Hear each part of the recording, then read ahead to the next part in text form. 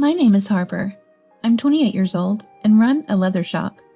I married Lucas, a customer who ordered a wallet for my workshop 4 years ago.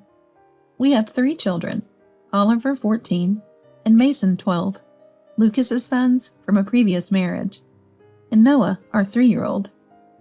Lucas owns a pizzeria.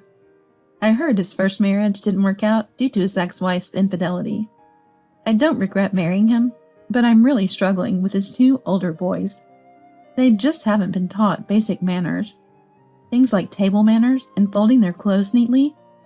I've tried teaching them, but they don't listen, not seeing me as their mother. Thankfully, there's no sibling rivalry, as they both adore our youngest, Noah. Oliver and Mason eat a lot, so it's helpful when they play with Noah while I'm cooking. But beyond that, they seem to harbor some hostility towards me. Their speech and thought patterns are just like their father, Lucas. I thought I was marrying a reliable leader before our wedding, but he became more commanding after we tied the knot. He must have always been self-centered. Since Lucas talks to me in such a manner, the kids probably think it's acceptable. Lucas comes home late, so the kids eat dinner before him. I'm teaching Noah how to use a fork and spoon, but Oliver and Mason complain about it. Noah, you don't need to learn the correct way. As long as you can eat, it's fine. That's right, you can't eat like me with any style. This makes it hard for Noah to practice. For Noah, holding it correctly looks cooler. In private, I encourage him, and we continue practicing slowly. However, the one thing the kids look forward to is Parents' Day at school. They seem proud to have a young mom. They check what I'll wear and how my hair will be styled for Parents' Day. After it's over, they wait for me and make a show of our close relationship, but in a soft voice. We call you Mom, but we don't consider you our mother, they always say. I reply, okay, I'll keep trying until you accept me. I plan to raise them equally with Noah. Lately, Oliver, maybe in his rebellious phase, seems to disdain me, almost like he sees me as a servant. I feel a growing distance between us. Initially, I tolerated it, as typical teenage behavior, but it became too much, so I talked to Lucas. Hey, Oliver's defiance is getting out of hand. Am I supposed to do something about it? He replied, showing his usual disinterest. Frustrated by his attitude, I still insisted he take it seriously, as it's about his son and our family. Tired of my talk, Lucas said, I'm going to bed, and tried to leave. I quickly told him about Oliver's behavior. When I try to eat with him, don't come near me. Don't talk to me, he says. He also tells me, I have a real mom, so stop acting like one. And Mason copies him, which hurts. Lucas just nods while looking at his phone. Listen to me and think about it, I insisted. I am listening. Stop nagging. You're worrying about this shows you're not a real mom. If you think you're a mother, figure it out yourself. Parenting is a mother's job, right? Parenting is a responsibility of both parents. Lucas clicked his tongue and said, You make this home uncomfortable. I come home tired and need relaxation. Maybe you should let their real mom take them. As he headed to the door, I asked where he was going. To my woman's place. You knew, right? Are you cheating? I asked. You didn't know? How much do you trust me? You're so naive. He laughed, then left. That only added to my confusion and worries. Lucas didn't come back after that.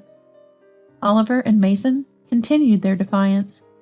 I searched online for how to deal with rebellious teens and tried to avoid the listed don'ts. Don't react to every reaction. Keep a watchful distance. I stuck to these. While working in my workshop, I pondered what to do about Lucas and the boys.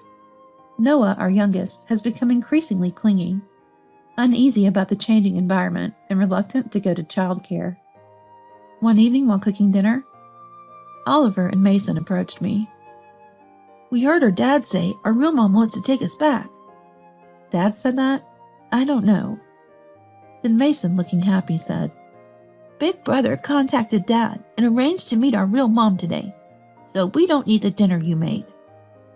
We're going to our real mom's place. You're pitiful, abandoned by both Dad and us. I wanted to respect Oliver and Mason's desire to meet their real mother, but I mentioned they needed Lucas's approval. Dad said to decide after meeting our real mom. We'll eat tonight and leave with our stuff tomorrow.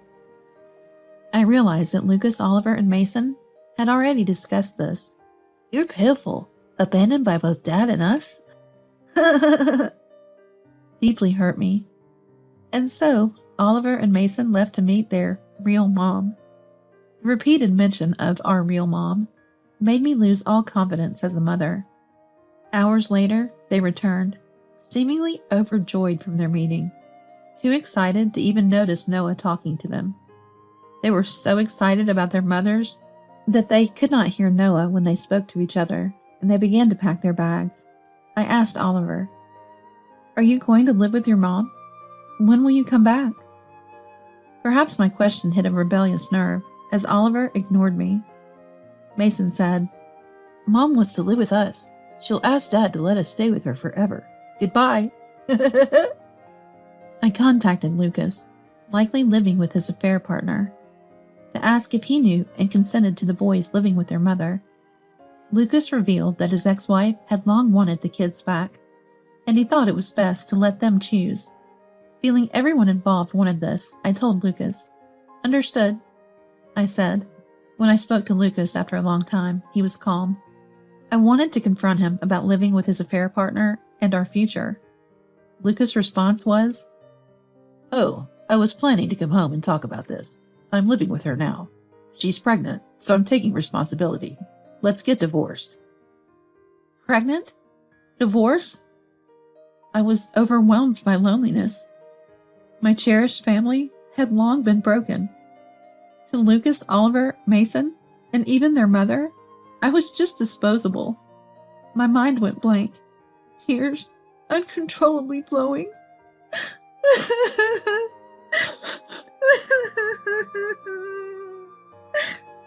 I had considered overlooking the affair for the kids, but a pregnancy was too much.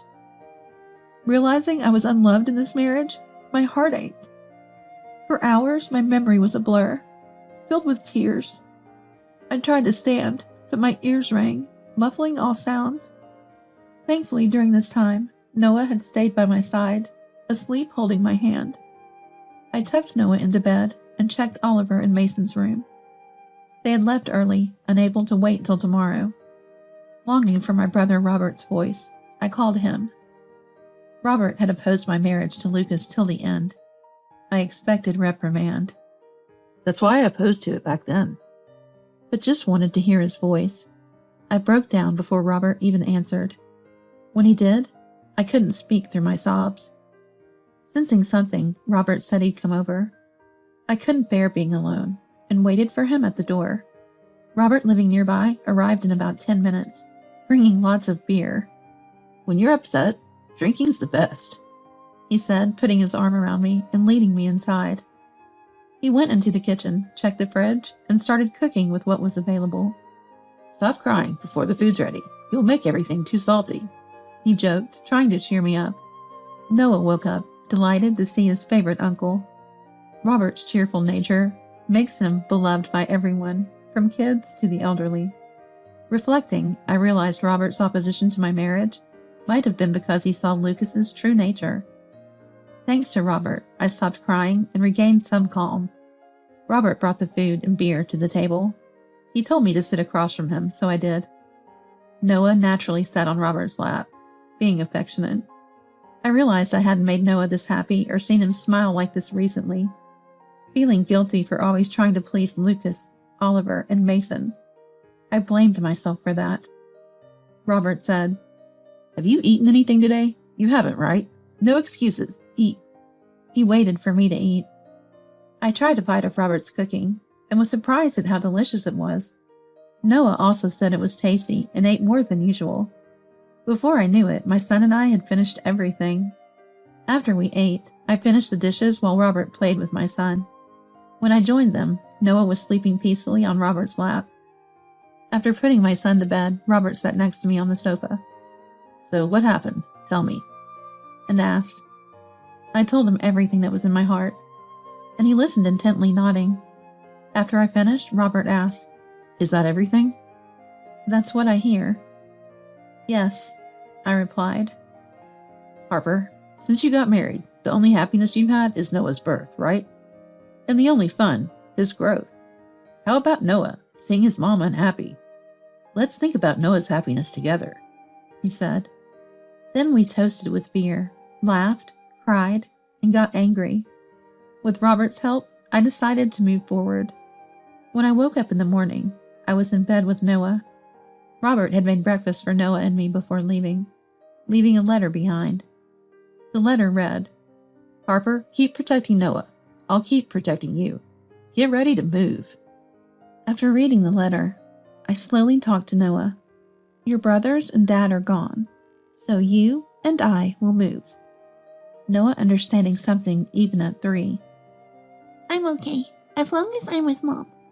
We decided to prepare for the move together and took the day off from childcare. We packed up our few belongings and, with Robert's help, completed the move using his car. The new location is on the 2nd floor of the workshop. The new home was above the workshop, which was a renovated part of my late parents' house, with the 2nd floor unused. Robert suggested and helped execute the move there. After settling in, I informed Lucas I agreed to the divorce. Lucas seemed relieved and cheerful. I'm taking only Noah. Just need child support for him, I said. Lucas, already having plans for Oliver and Mason, didn't object.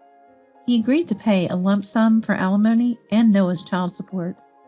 I told him I'd sign the divorce papers after confirming the deposit.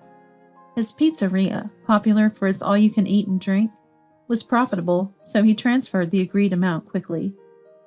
I met Lucas at a cafe, signed for the divorce papers, and submitted them to the court together. Lucas wanted to ensure I really filed for divorce.